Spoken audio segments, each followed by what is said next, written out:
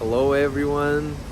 Yeah, it's a great moment for me to share part of my journey now in New York with you guys. Of course, for some of you, that may be surprising that I speak in English now, but I just want to make a pivot. I just want to make a change and start broadcasting, start publishing, and making content in English. That would be a good practice for me. And overall, I think that I would want to develop and kind of direct my blog to a more global niche, global market. So today what I'm going to do is I'm going to finally explain how I ended up arriving and learning in America. I'm going to tell you about my impressions, my life lessons, and just some outcomes that I have after a month in New York. So it has been a bit over a month since I arrived in New York, and yeah, just share some advice for those of you who want to come to America. So let's go. So let's start with my journey to America. Most of you guys know me because you follow me on Instagram, or maybe you follow me on YouTube, and you've heard about my life in Moscow, about me studying at MGIMO, about me sharing some life advice and motivation with you guys. So actually not much has changed. The location has changed. So I finished my undergraduate studies, so I received my bachelor's degree in Moscow from MGIMO. I graduated, and I have been planning to enroll in the university in New York for a long time, since maybe the beginning of 2023. And so for those of you who have watched my earlier videos on YouTube, you could see that I've been doing my GMAT preparation, TOEFL preparation, all the documents, all the content that I need, recommendation letters, motivation letters. So that has been a long journey. One thing for you to understand: if you want to come to America, you have to have a plan. And so I also had a plan, and I started preparing long beforehand. Initially, I applied to two universities. I applied to Yale, and I applied to Fordham. I applied for finance programs, and back at the time I really thought that this would be a logical continuation of my economics major at MGIMO. But later on, by the way, I got accepted to Fordham, but I didn't get accepted to Yale, which is not very surprising because that's a very competitive school. So I got accepted to Fordham. I received $25,000 in scholarship, but I still had to pay $50,000 for the whole program. It was costly, but I still could make it. I could take out a loan, and I could make it. I don't think that money was my primary reason for not accepting this offer. I think it was that later on, as I started my blog, as I continued, going somewhat popular, not really popular, but as I gained more following and uncovered different aspects of marketing and e-commerce, I understood that I didn't want to do finance because I also had some internships. And so overall, I didn't want to do finance. I chose it just because I didn't know what to do, and so I had to choose something. But then I really convinced myself that I need to do marketing, because that was my passion, and that still is my passion: business, commerce, marketing.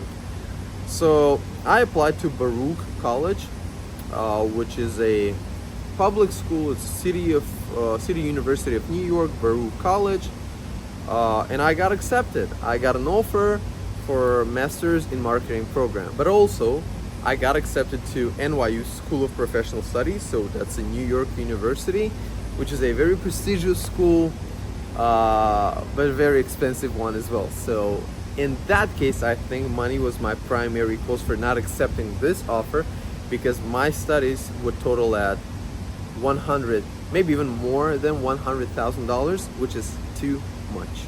Now let's proceed to another part of this video, which I think will be the most interesting for many people, because you all probably want or wanted at some point of your life to come to America because of the American dream. You wanted to make it here. You wanted to be like a wolf of Wall Street. You want to make money. You want to be around millionaires. You wanted to go to California and enjoy this life. I do understand you.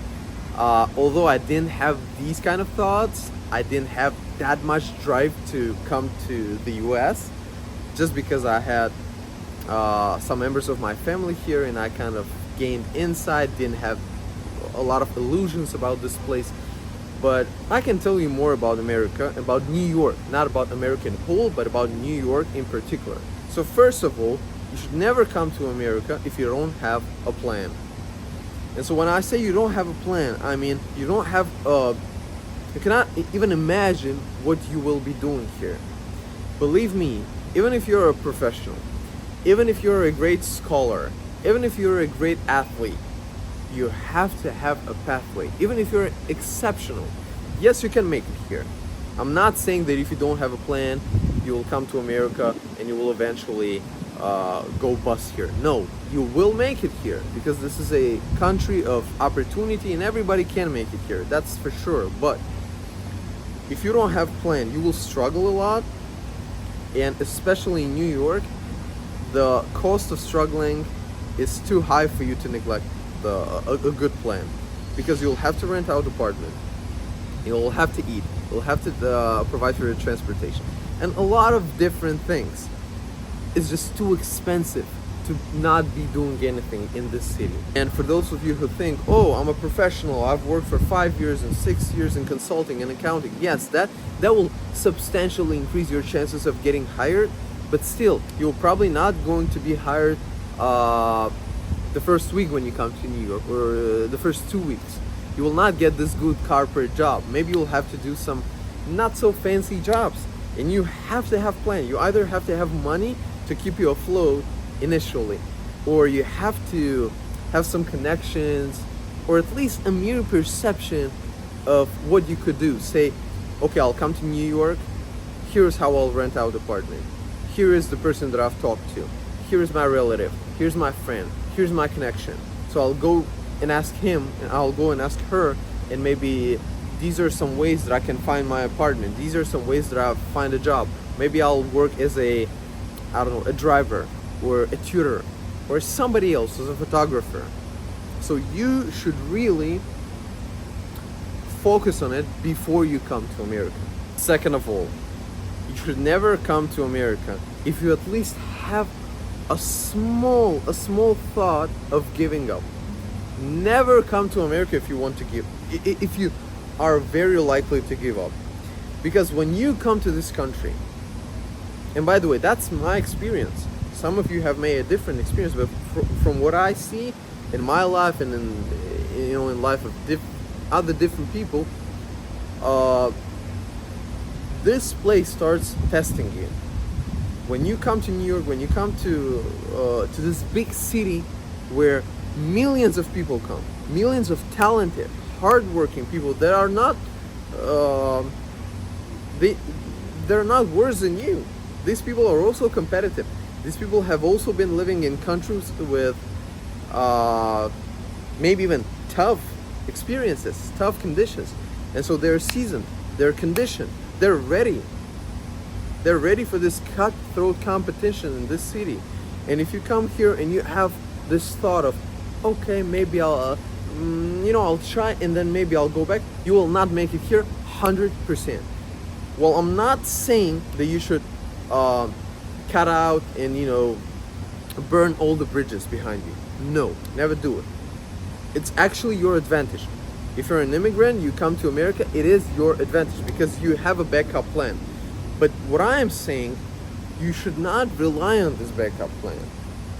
You should use this backup plan to empower you to be more courageous, to be more risk-taking, to be more relentless, because you have nothing to lose. You have something that you have somewhere to return to. But that does not mean that you should use this as an excuse. For example, you have to go through a series of tough job experiences. Maybe you should work as a cleaner, a dishwasher, a driver, whoever. Not a very fancy job. And then you're thinking, okay, why should I be doing it here if I can go, back to my country and I can get myself a fancy office job? That's not a good mindset.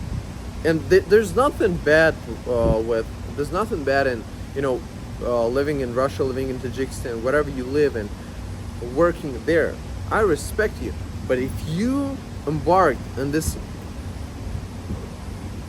unpredictable journey, of coming to a different country, coming to America, and you want to change your life, you want to set out yourself, your family, your kids for a better future, you have to be ready to put everything you have,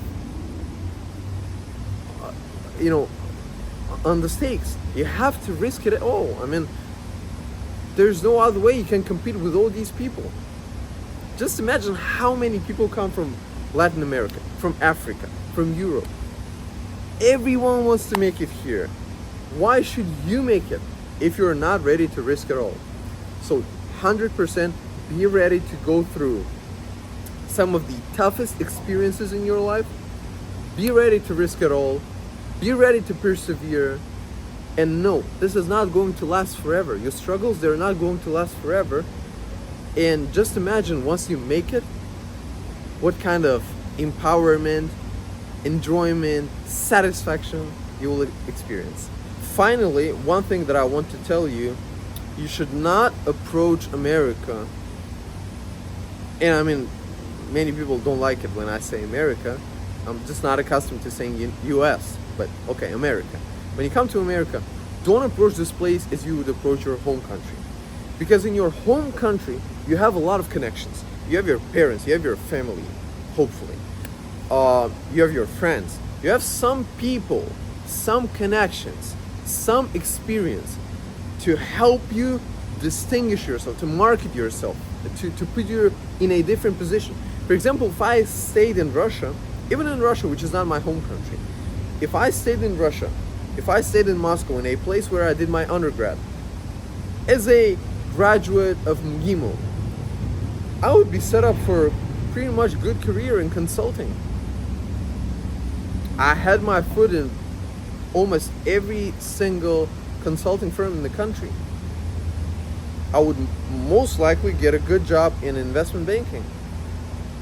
And not only because I am a graduate of one of the best schools in the country, but rather because I have a lot of friends who work in these kind of companies that I have really good relationship with and who know me as a talented person, as a hardworking individual, who have watched my blog, who have witnessed me rise through the ranks and grow throughout these years, so much that they would be willing to vouch for me. And so I could get myself a job. But when you come to America, and this is something that I have experienced, you never approach it like that, because that's a different country.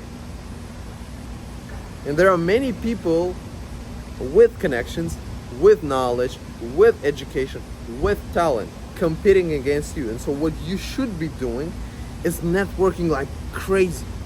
Networking means that you should go and connect with people. Guys, I believe this was quite a long video. It was obviously longer than I expected and planned it to be. But then again, my mission with this channel right now is not to grow my audience. I mean, it is to grow my audience, but it's not to be really viral. It's about documenting my journey. It's about reminding you all that it's not so easy all the time, and life is not linear. Your path will cross, and sometimes you will feel like nothing is really happening in your life and you're staying on the same spot. But just to cheer you up, you will accomplish it. You will do it, but you just have to stay there. You just have to show up every day. You have to be consistent. And if I can make it, if I can do it, you can do it too.